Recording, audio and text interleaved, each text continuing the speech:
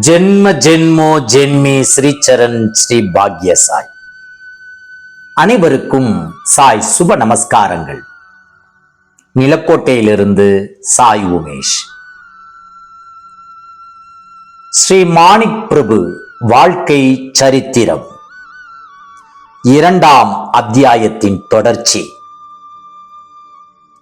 ஒரு நாள் தன்னுடன் விளையாட வரும் நண்பன் கோவிந்தன் அன்று வரவில்லை என்பதை கவனித்தவர் கோவிந்தனுக்கு என்னாயிற்று என நினைத்தபடியே அவனை விளையாட அழைத்து வரலாம் என எண்ணிக்கொண்டு அவன் வீட்டிற்கு சென்றார் பிரபு. கோவிந்தன் அன்று மாலை இறந்து இருந்தான். அவன் வீட்டில் அவனுடைய பெற்றோர்கள் ஒப்பாரி வைத்துக் கொண்டு இருந்தார்கள். தனது நண்பன் கோவிந்தன் இறந்து விட்டான் என்பதினால் வருத்தமுற்ற ஸ்ரீ மாணிக்கிற்கு அந்த நிகழ்ச்சி மனதிற்கு ஏற்புடையதாக இல்லை. அனைவரையும் தள்ளிக்கொண்டு உள்ளே ஓடினார்.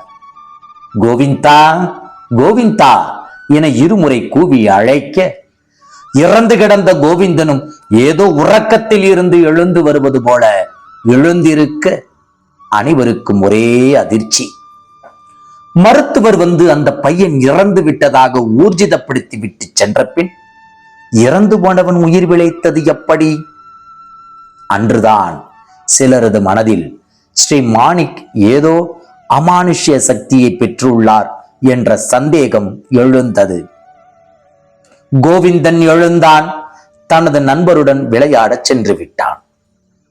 இதேபோல் மற்றும் ஒரு நிகழ்ச்சி நடந்தது. ஹைதராபாத் நிஜாமின் படையில் இருந்தார் அப்பாராவ் அரபு என்பவர். அவருடைய மனைவியின் பெயர் பீமாபாய் என்பது. அவள் குழந்தை ஸ்ரீ மாணிக்கின் அற்புத சக்தியை பற்றி கேள்விப்பட்டு அவரை காண அவர் இருந்த லட்பந்தி என்ற கிராமத்திற்கு சென்று கொண்டு இருந்தாள்.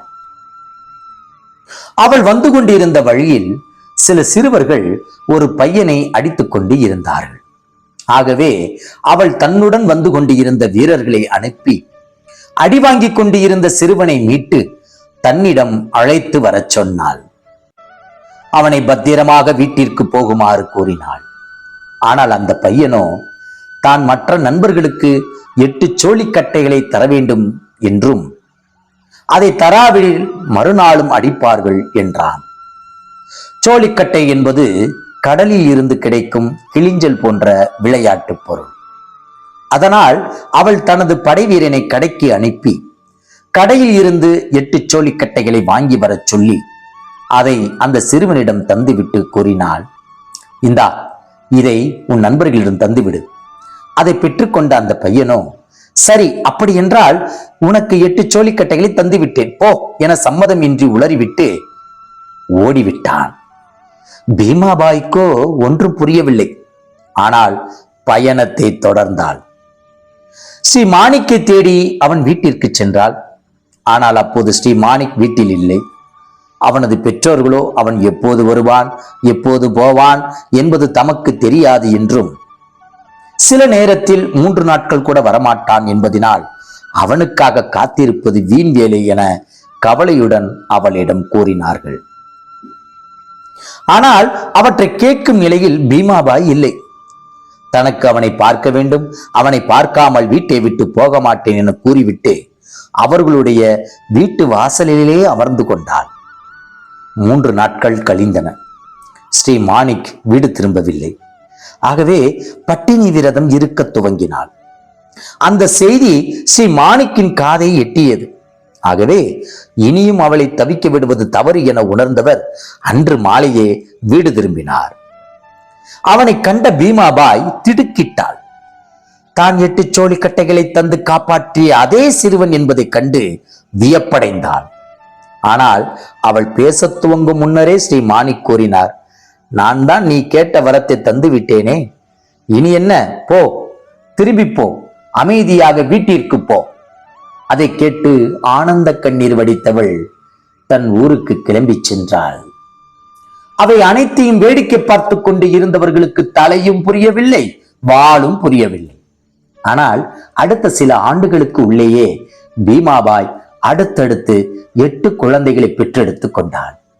சிறுவன் ஸ்ரீ மாணிக்கின் சக்தியை கண்டு வியந்து நின்றனர் அனைவரும்.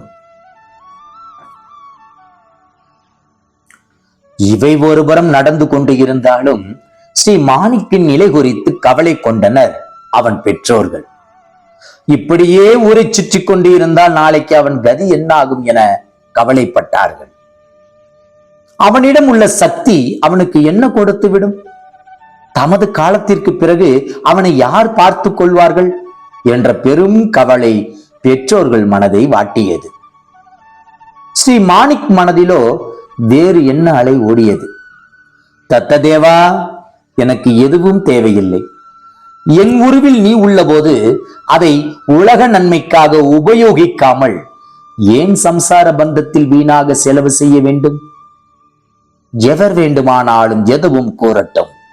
குழந்தை போலவே மனதை தூய்மையாக வைத்து அதனுடையனே பயணப்பட்டு அழைந்து கொண்டு இருக்கும் எனக்கு அது பற்றி கவலை இல்லை. எது எப்படி இருந்தாலும் என் மனம் சஞ்சலம் அடையாமல் உன் மனதுடனே ஒன்றி கிடக்கட்டும். நான் பிறந்த நோக்கம் நிறைவேறும் வரை ஒரே குறிக்கோளுடன் வாழ்ந்து கொண்டிருக்கும் மனதை எனக்கு கொடு என்றார். 2ஆம் அத்தியாயம் முற்றிற்று. ஜெய் குரு சாய். நற்பவி சாய்ராமா. ஜெய் குரு தேவதத்தா.